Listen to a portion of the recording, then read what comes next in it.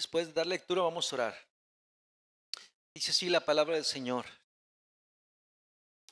Oyó el rey Herodes la fama de Jesús, porque su nombre se había hecho notorio, Juan el Bautista ha resucitado de los muertos, y por eso actúan en él estos poderes.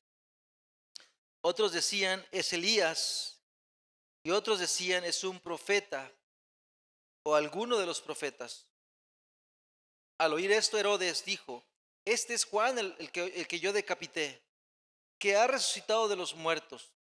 Porque el mismo Herodes había enviado y prendido a Juan y le había encadenado en la cárcel por causa de Herodías, mujer de Felipe su hermano, pues la había tomado por mujer.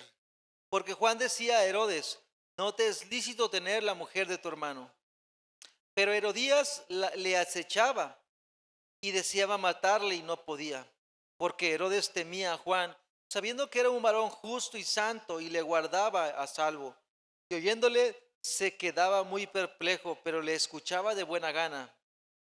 Pero venido un día oportuno en que Herodes, en la fiesta de su cumpleaños, daba una cena a sus príncipes y tribunos y a los principales de Galilea, entrando la hija de Herodías, danzó y agradó a Herodes y a los que estaban con él a la mesa.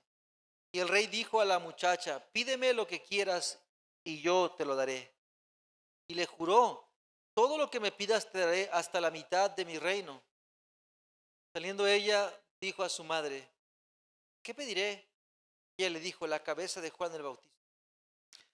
Entonces ella entró prontamente al rey y pidió diciendo, quiero que ahora mismo me des en un plato la cabeza de Juan el Bautista. Y el rey se entristeció mucho, pero a causa del juramento y de los que estaban con él a la mesa, no quiso desecharla. Y enseguida el rey, enviando a uno de la guardia, mandó que fuese traída la cabeza de Juan. El guarda fue, le decapitó en la cárcel y trajo su cabeza en un plato y la dio a la muchacha, y la muchacha la dio a su madre. Y cuando oyeron esto sus discípulos, vinieron y tomaron su cuerpo y lo pusieron en un sepulcro. Amén. Oremos. Padre, venimos con reverencia delante de tu presencia, Señor, porque tú eres Dios sobre nosotros. Tú reinas, Señor, nosotros somos tus siervos. Tú eres Dios y tú eres el único digno de recibir toda la alabanza, toda la gloria, Señor. Tú seas glorificado en este culto, Padre. Que tu palabra, Señor, sea predicada con poder. No por nosotros, sino por ti, Señor, por tu reino, por tu nombre, por tu gloria, Padre, Hijo, Espíritu Santo. Usa esta predicación y que sea de fortaleza, de ánimo y de exhortación para todos nosotros. Señor, realmente te necesitamos en medio de nosotros. No podemos seguir adelante sin ti, Señor. Úsanos, Padre, y permite que tú seas glorificado en esta mañana, Señor, porque te lo pedimos en el nombre de Cristo. Amén. Pueden tomar sus lugares.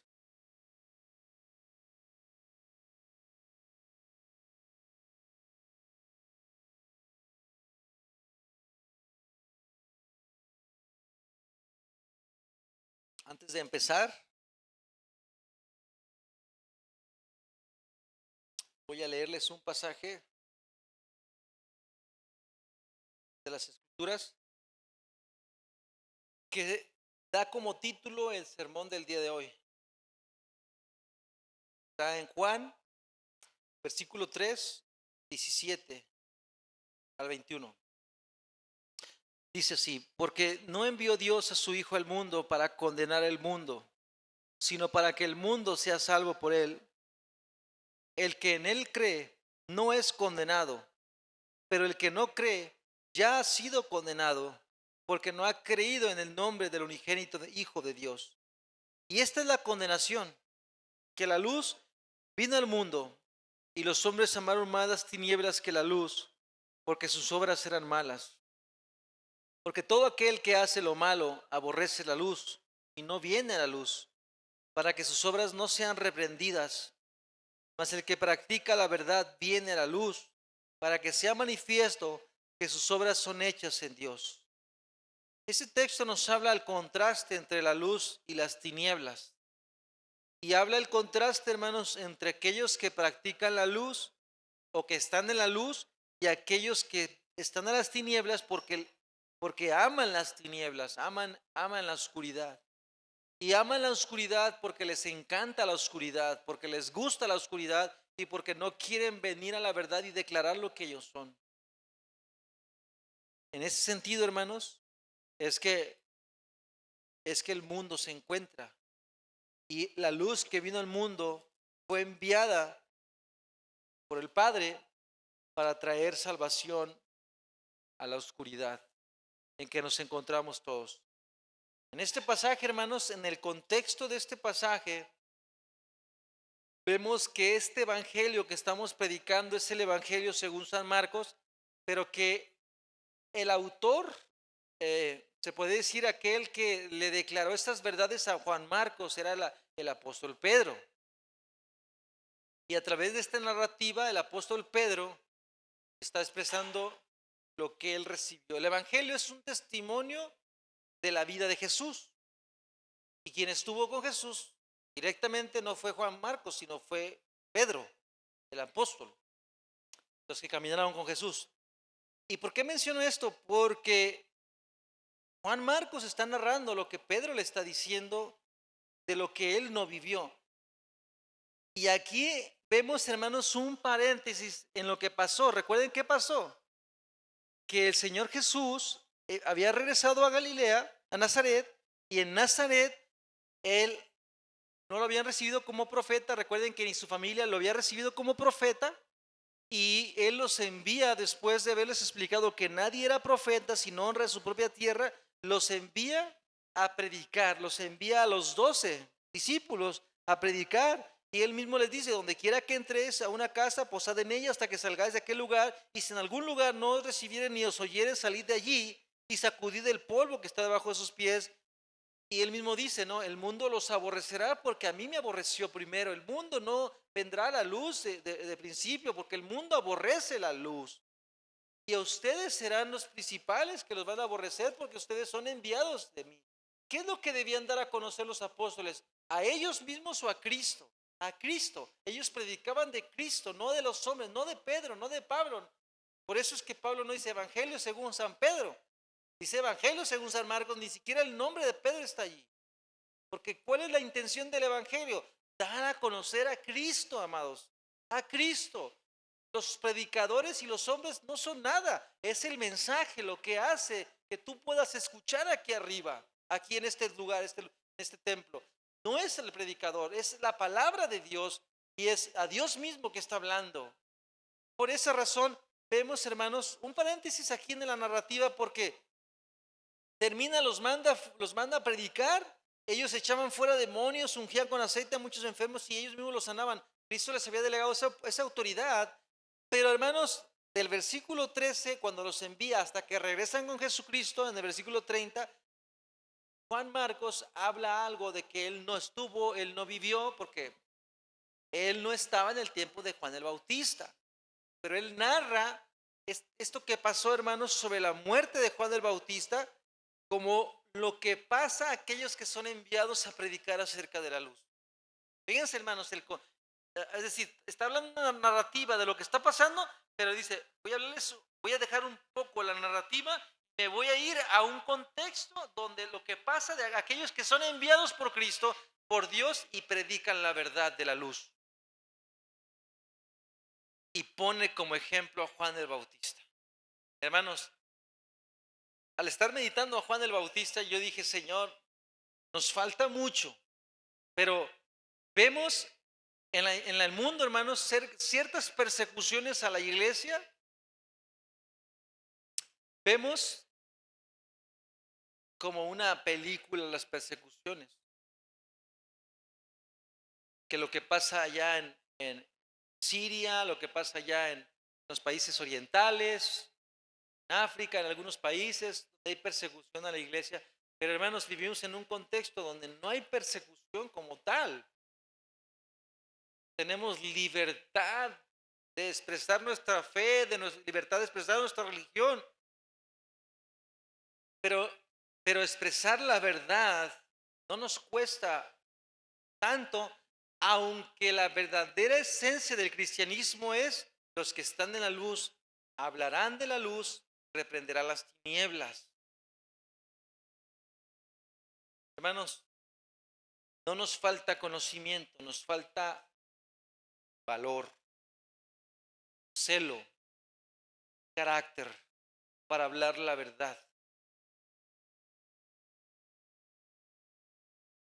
En este caso, hermanos, contexto de la narrativa, vemos a Herodes. ¿Quién era Herodes, hermanos? Herodes, aquí Juan Marcos le da el título de rey, pero realmente no era un rey Herodes. Este Herodes, hermanos, era hijo de Herodes el Grande. Herodes el Grande era aquel Herodes que mandó matar a los niños cuando Jesús nació. Este era el rey delegado por Roma.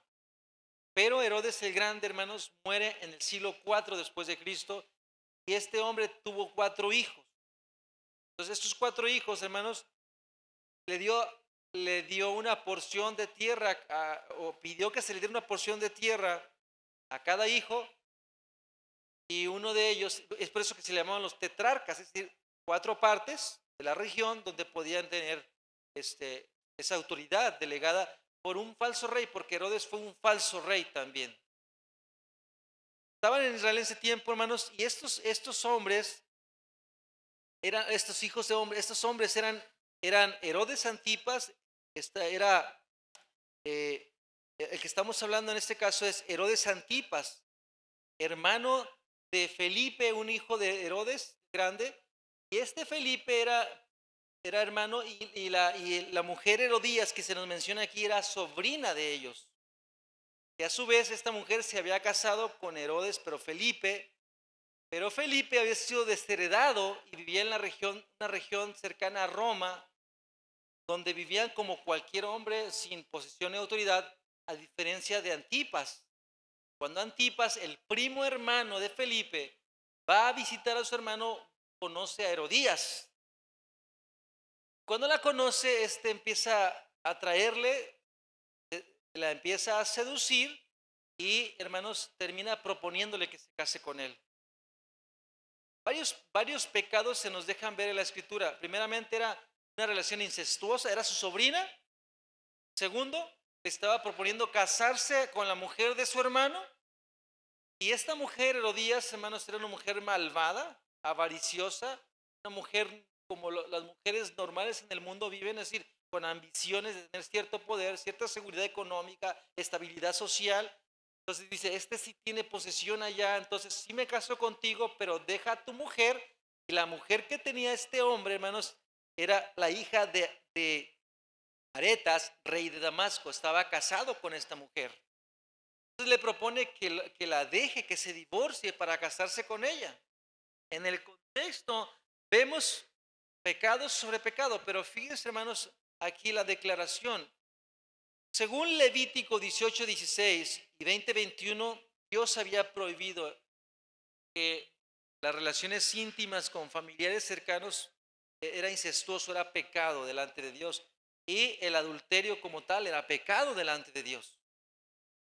Pero, hermanos, eso es algo muy normal en nuestro contexto. Declarar el adulterio, declarar la fornicación, ya no se ve tan malo dentro del contexto religioso. Y que un hombre se levante a hablar del pecado de inmoralidad sexual, y lo condene bíblicamente hablando, ahora es visto, hermanos, como alguien muy exagerado, o casi no lo hay. ¿Por causa de qué? Del cierto rechazo, ¿no? A que te dejen de hablar, o a que te dejen de tener comunión contigo, te rechacen, se enojen contigo y te rechacen. En este caso vemos, hermanos, que Juan acusaba a Herodes públicamente, abiertamente. Le decía, vives en pecado, arrepiéntete, deja a esa mujer. O sea, el pecado es hermanos, que ella no se divorcia de su esposo anterior, él se divorcia de su mujer anterior y se junta con ella, casándose con ella, y él estaba viviendo en un adulterio. aunque legalmente Roma le había dado una carta de divorcio y le había aceptado el casamiento formal, oficial, ante la autoridad civil, él delante de Dios, porque más allá de la autoridad civil está la autoridad divina. Y él decía Dios que él vivía en pecado de adulterio. ¿Y quién le reprendía las tinieblas? Juan el Bautista. La voz que clama en el desierto, el profeta de Dios hablándote: Herodes, arrepiéntete. Y le decía el pecado: estás viviendo con la mujer de tu hermano. No importa el papel civil, tú estás en adulterio. Qué valor, ¿no creer, hermanos? De hablarle a un hombre con autoridad y poder que lo podía matar. Sin embargo, hermanos, el celo, la santidad, justicia divina hablaba. ¿Cuál es la condenación según Juan? Que la luz vino al mundo. Bueno, la luz vino a Herodes. La verdad vino a Herodes. Sus obras fueron reprendidas. Su pecado, su codicia, su lujuria, todo lo que él era, Herodes, hermanos, era un rey malvado. Igualmente esta mujer, Herodías, era una mujer malvada. Y vemos, ahora sí vamos al texto. Basado en este contexto de quién era este personaje, este rey, este Herodes, que tenía por título rey, que por cierto no era rey, hermanos, era tetrarca.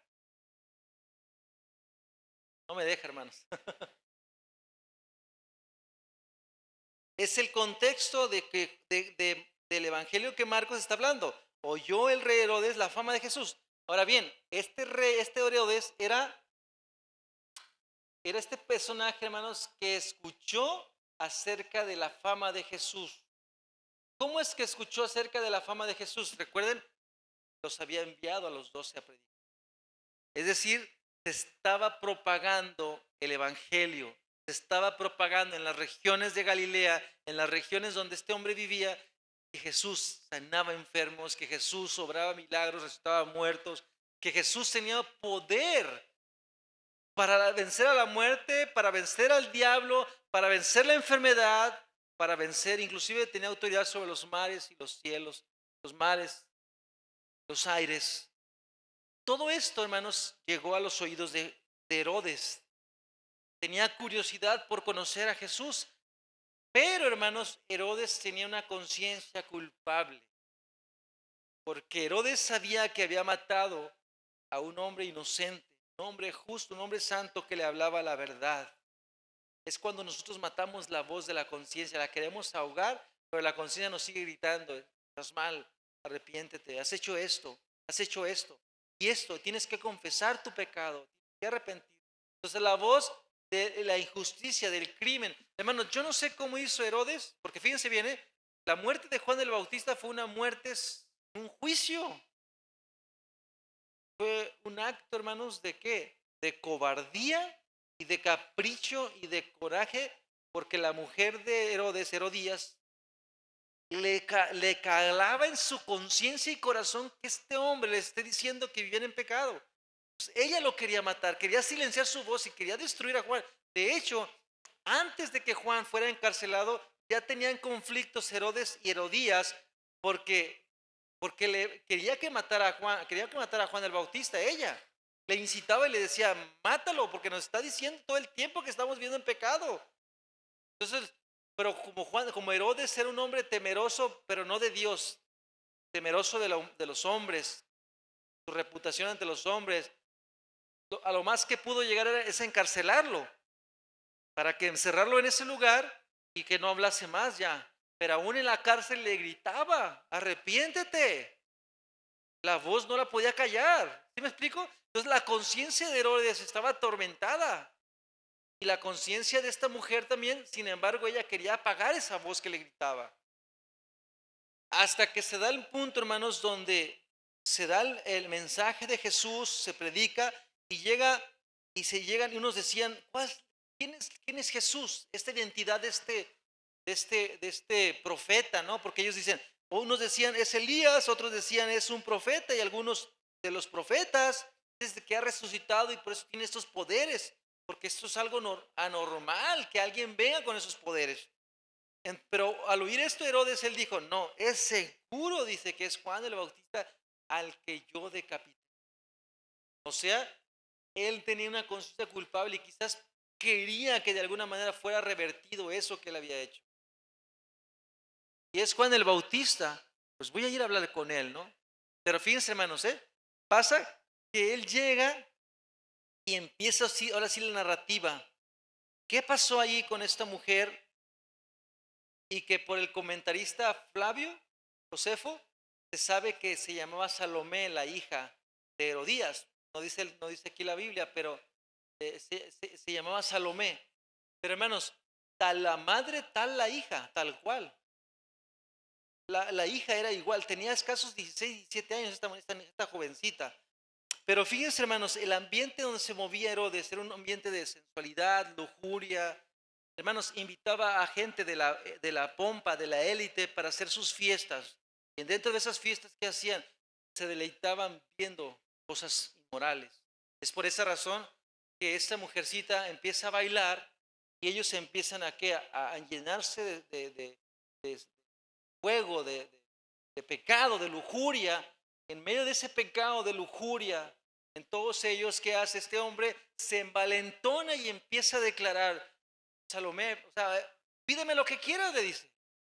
Te doy lo que me pidas hasta la mitad de mi reino. Que ni siquiera podía dar la mitad de su reino porque no era rey, ¿no? Pero se envalenta y dice, pídeme lo que quieras, te daré hasta la mitad de mi reino.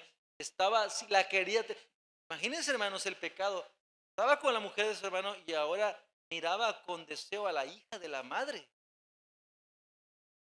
Vean las tinieblas en las cuales los hombres vivimos. Y digo vivimos porque todos los hombres vivimos en las tinieblas hasta que la luz viene a nuestras vidas, hermanos. No es algo grotesco lo que estamos hablando, hermanos. Yo entiendo, pero es la verdad. Y cuando pasaba eso, ¿qué dice esta mujer? Dice, era la fiesta de su cumpleaños, daba una cena a sus príncipes y tribunos y a los principales de Galilea. Entrando la hija de Herodías, danzó y agradó a Herodes y a los que estaban con él a la mesa. Y el rey dijo a la muchacha, pídeme lo que quieras y yo te lo daré. Y le juró, todo lo que me pidas te daré hasta la mitad de mi reino. ¿Cómo es que quería agradarla? Para tenerla. Y ella dice, ¿qué pido? ¿Me quiere dar todo? Pues voy a pedir algo. Dice la mamá, por fin tengo la oportunidad de acabar con la voz que me está acusando mi conciencia. Tenía tiempo, dice el texto, pero no podía matar a Juan. Dice, de que te dé la cabeza de Juan.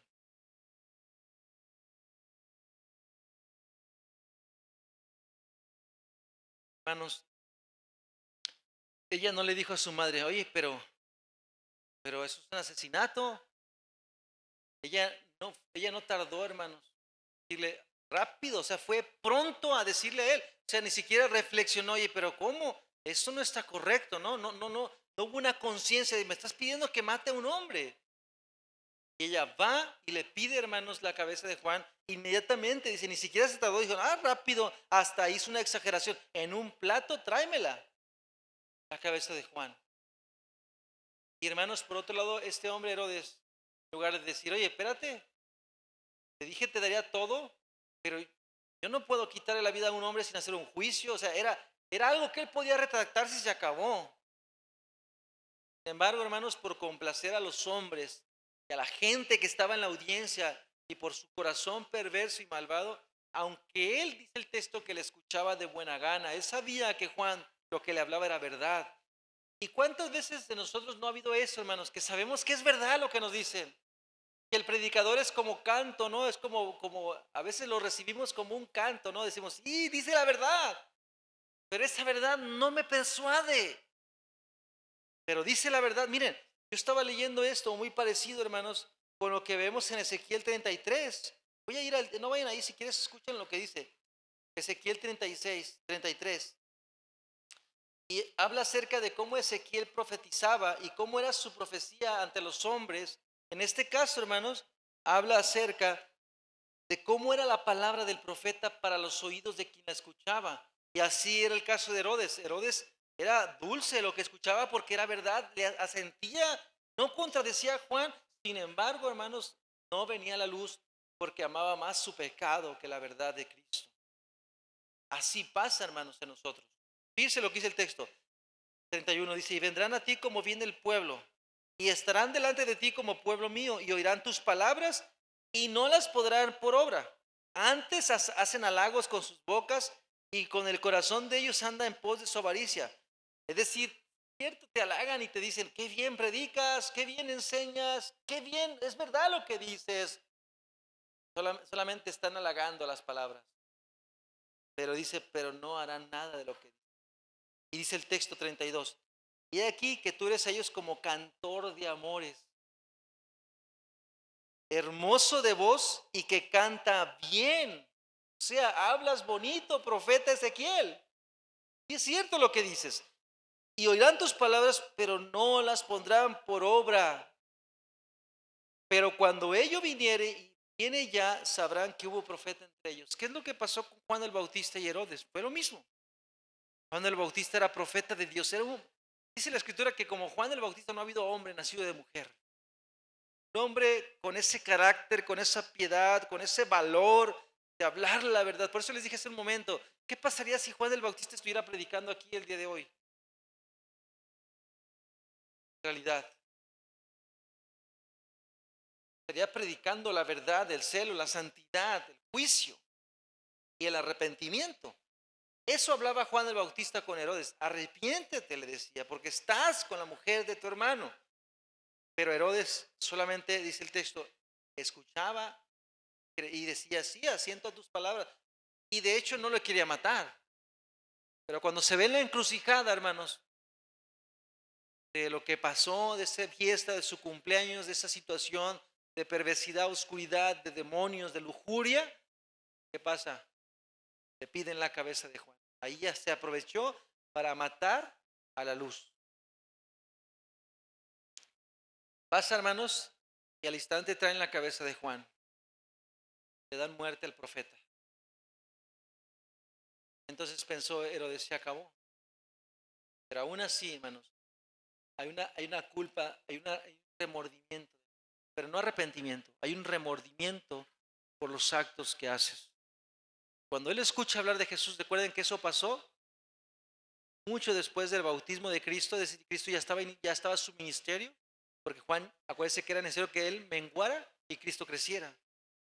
Es necesario que él crezca y yo mengüe. ¿Y cómo podían estar juntos los dos, Cristo y Juan, cuando Juan era un profeta de Dios y Cristo también era el profeta de Dios? Tenía que morir para que Cristo pudiera, ya le había preparado el camino para que Cristo caminara por ese camino y que Cristo fuera exaltado como el profeta de profetas. Matan a la voz que clama en el desierto, acaban con Juan el Bautista. Juan es un mártir de la fe, que lo matan por predicar la verdad.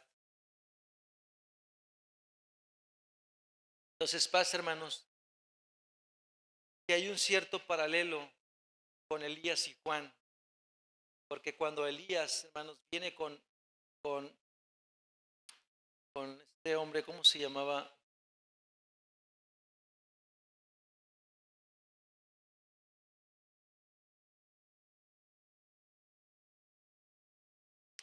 Con el esposo de Jezabel, con el rey, lo reprende, hermanos, en 1 Reyes 21, 19 al 20.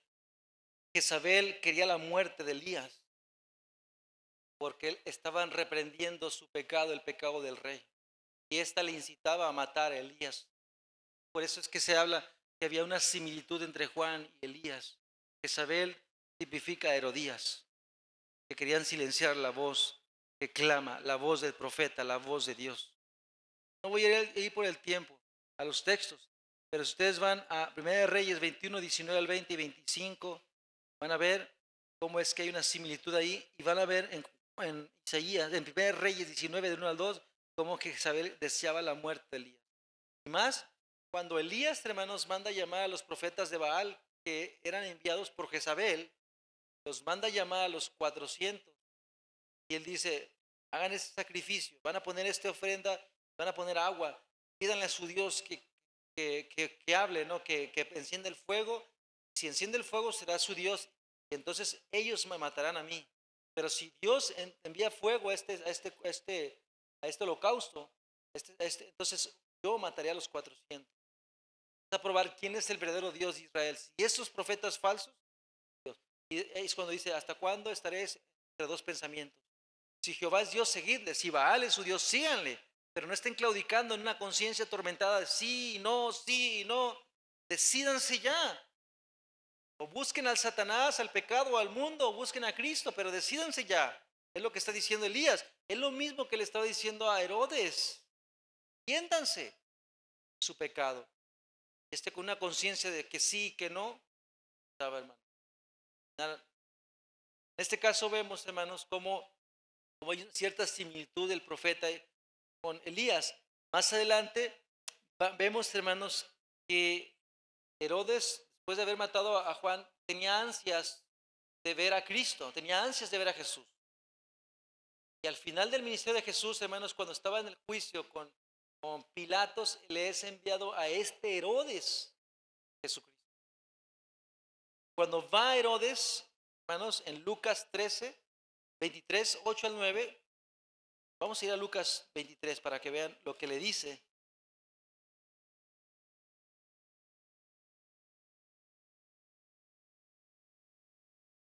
Lucas 23, 8 dice, Herodes viendo a Jesús se alegró mucho porque hacía tiempo que deseaba verle, ¿ya ven? Tenía tiempo que anhelaba ver a Jesús, porque había oído muchas cosas acerca de él y esperaba verle hacer alguna señal. Versículo 9, y le hacía muchas preguntas, pero él nada le respondía. Iglesia, nada le respondía. Significa que Herodes había sellado su condenación. Es decir, la luz vino al mundo, los hombres amaron más las tinieblas que la luz. Herodes, hermanos, cuando mató al profeta y selló su condenación, no porque mató al profeta, sino porque cayó la voz que le llamaba al arrepentimiento. En ese sentido, cuando viene Cristo a él, hermanos, Cristo ya no le dice nada, porque él no le dio las perlas a los cerdos, no le reveló nada, no le llamó al arrepentimiento, no le dijo nada, se quedó callado. Eso pasa, hermanos, cuando una persona está resistiendo la verdad de Dios constantemente, hasta que llega el punto donde ya Dios no usa a los hombres para predicarte el evangelio, donde ya Dios no usa a nadie para que te hable acerca de la verdad, y eres condenado por tu perseverancia en las tinieblas. Esta es la condenación, que los hombres amaron más las tinieblas que la luz. En un sentido, amamos más el pecado. Sí es cierto, entiendo que es pecado esto, entiendo que está mal esto, entiendo que debo arrepentirme, pero llega el momento de la tentación y prefiero caer en el pecado, porque el pecado es deleitoso, pero el pecado, las consecuencias del pecado es que destruye a quien lo practica. Y el juicio vino sobre Herodes. Hermanos y amigos, esto es una afirmación. Tú no eres muy diferente, Herodes, porque tú estás aquí ahorita escuchando el mismo evangelio, la predicación constantemente de arrepentimiento, de fe, la voz de la palabra, la voz de la palabra, la voz de la palabra, y tú estás muchas veces entre dos pensamientos. Hermanos, quiero ser más práctico. O vivimos el cristianismo y nos arrepentimos, no lo vivimos, pero definámonos.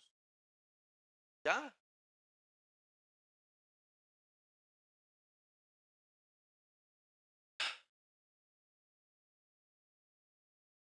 Y Juan es un claro ejemplo de que lo que nosotros debemos hacer. Como iglesia debemos predicar la verdad, amar la verdad, vivir la verdad, ser hijos de luz, reprendiendo las tinieblas, iglesia. Hermanos, ¿hasta cuándo nos cansaremos de ser cobardes? dijo, ¿hasta cuándo estaremos hartos? Ya, ya, porque si le digo se va a enojar. Saben, a veces escucho la conclusión de esto. Ya le dije y no quiere arrepentirse. Ya no le voy a decir nada. Hermanos, ¿qué tipo de cristianismo, qué tipo de cristianos somos? Juan, cuando hablaba acerca del pecado de Herodes, no dejó de hablar acerca del pecado de Herodes. ¿Qué hicieron? Lo metieron a la cárcel para que no hablara. ¿Qué hacía en la cárcel? Seguía hablando, seguía reprendiendo, seguía exhortando. Así nosotros tenemos que seguir, hermanos, reprendiendo, exhortándonos, hablando la verdad de lo que somos, de lo que vivimos y de que muchas veces yo no veo pecados que yo hago, pero ustedes lo pueden ver, exhortarnos a la verdad, por amor a la verdad, por amor a la justicia y porque aman mi alma. Porque no quieren que me pierda más en mi pecado. Porque ¿qué garantiza que los que pensemos que estamos firmes no caigamos? ¿Cuál es la garantía? La garantía es que Dios nos ha llevado a una iglesia, que prediquemos la verdad, que hablemos esa verdad y que exhortemos con amor, porque amamos la verdad de Dios, pero amamos el alma de las personas. Hermanos, no nos engañemos a nosotros mismos. Dios no puede ser burlado. Ni la verdad de Dios puede ser manipulada, ni la verdad, hay un contraste muy claro entre las tinieblas y el pecado, las tinieblas y la luz. La luz, ¿qué dice Juan? La luz, hermanos, es que venimos con toda libertad y decimos lo que somos para que nuestras obras sean reprendidas. Eso es la luz. Que decimos, soy esto, soy esto, soy esto. Pero ya no quiero ser esto, quiero arrepentirme, quiero ser hijo de Dios. Y las tinieblas, cuando se te exhorta, dices, no, yo no soy, no, nunca lo he hecho, yo no tengo nada de eso, tan pecador. Yo no soy. ¿Qué hacen las tinieblas? Ocultar lo que tú eres para justificarte de lo que tú eres. Las tinieblas, ¿qué dice el texto? Esta es la condenación, que la luz vino al mundo y los hombres amaron más las tinieblas que la luz, porque las tinieblas significa que vives en estado, dice, porque sus obras eran malas, es decir, la actitud constante de tu corazón y de tus obras es mala, por eso es que vives en ese estado de tinieblas, pero la luz vino al mundo. ¿Qué es la luz? Hablando acerca de que Cristo es la luz, sabemos que Cristo es la luz, pero ¿qué es la luz? Es la verdad de Cristo, la verdad del Evangelio y la verdad del pecado. Cuando hablamos esa verdad, hermanos, manifestamos que hay un contraste entre la verdad y las tinieblas, entre la justicia y la injusticia, entre la mentira y la verdad. Hay un contraste. O vivimos para allá, o caminamos para allá, o caminamos para allá y pensamos que vamos para allá. El camino que lleva a la vida eterna. Hay muchos caminos que llevan a la perdición. Pero ese camino que me está llevando a la perdición es aquel camino que me está haciendo creer que viva como viva, sea fiel o no sea fiel, de todos modos Dios es amor y me va a amar y me va a perdonar.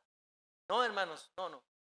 La fidelidad, el amor de Dios, la gracia de Dios se manifiesta por una vida de temor a Él. Lo que hemos visto con David y Saúl, lo que hemos visto, hermanos, con esos hombres, con Elías, con los reyes malvados, con Acab, con esos hombres malvados, ¿cómo vivían? O como Juan el Bautista y Herodes. Hermanos, tenemos que ver ese contraste de la verdad, en el carácter de los hombres que viven conforme a la piedad. Hermanos, yo no puedo creer que Juan el Bautista vivió una vida, un cristianismo light. Juan el Bautista vivió un cristianismo real.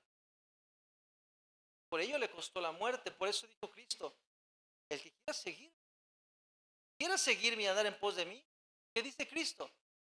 Niéguese a sí mismo, cargue su cruz cada día y sígame. ¿Qué significa eso, amados?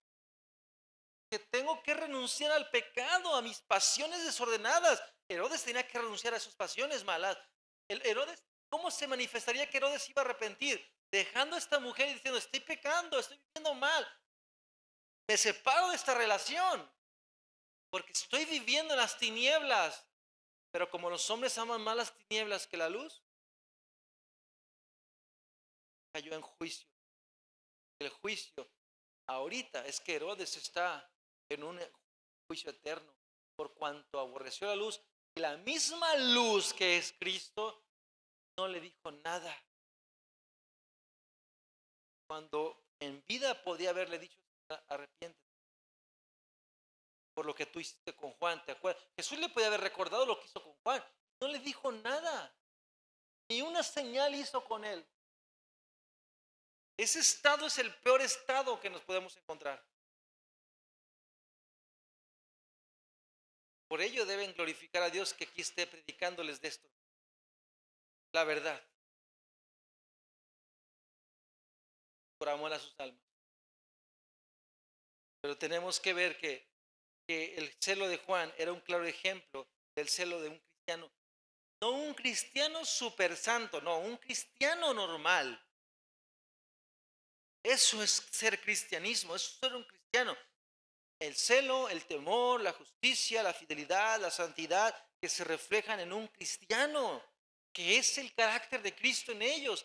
Hermanos, el celo de Cristo me consume, el celo de Dios me consume, es lo que consumía a Juan, la verdad. No porque Juan era un santurrón que quería nada más exhibir el pecado de Herodes, sino porque él quería reprenderlo para que él se arrepintiera. Ese es el propósito de la exhortación. El amor a tu alma que te lleva a esto. Iglesia, no se cansen de exhortarnos unos a otros, no se cansen. Vean, preocúpense por nosotros, por la iglesia.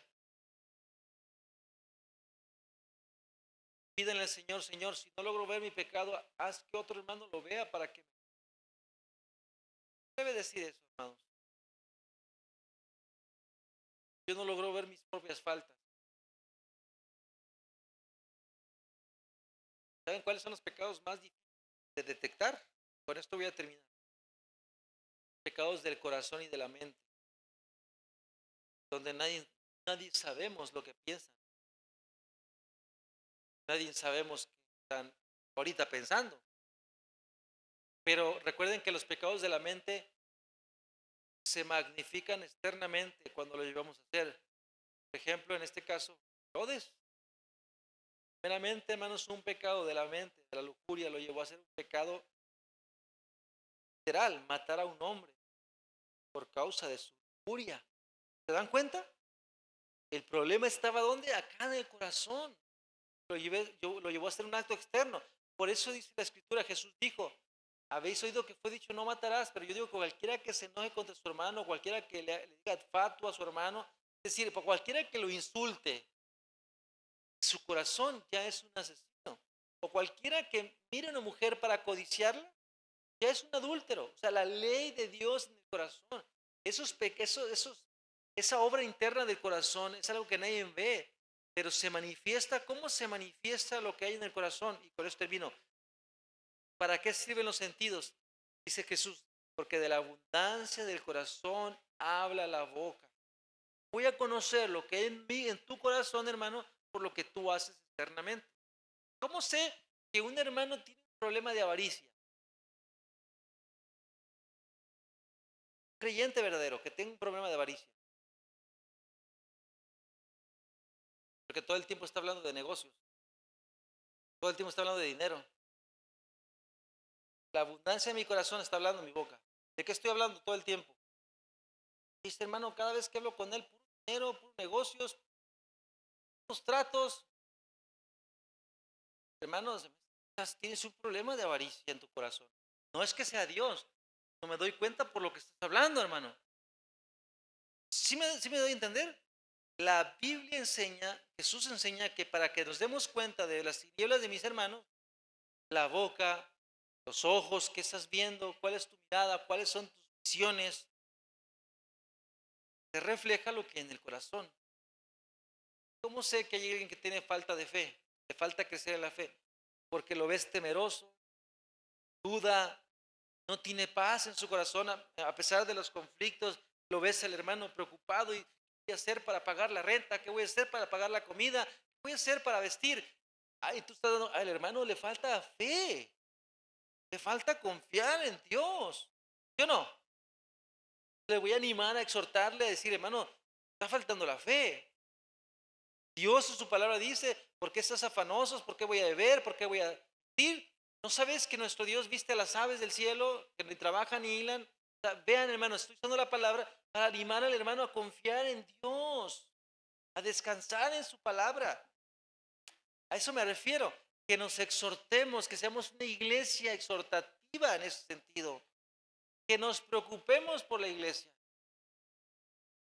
No dice el escritor de Hebreos, si ven que alguno deja de congregarse, que tiene por costumbre, ¿qué le dice? Déjenlo, que no venga. ¿Verdad que no? Que se preocupe por su alma, ¿no? Dice, exhórtenlo y díganle, hermano, te estás descuidando, te estás enfriando, te estás apartando del Señor, de las cosas de su iglesia. Entonces, vean, esa es una preocupación, pero cuando se vaya toda preocupación, entraremos en juicio, que es el mismo juicio que Cristo aplicó con Herodes. Toda gracia para ti fue quitada. Terrible, hermanos. Que Dios nos libre de eso. Oremos al Señor.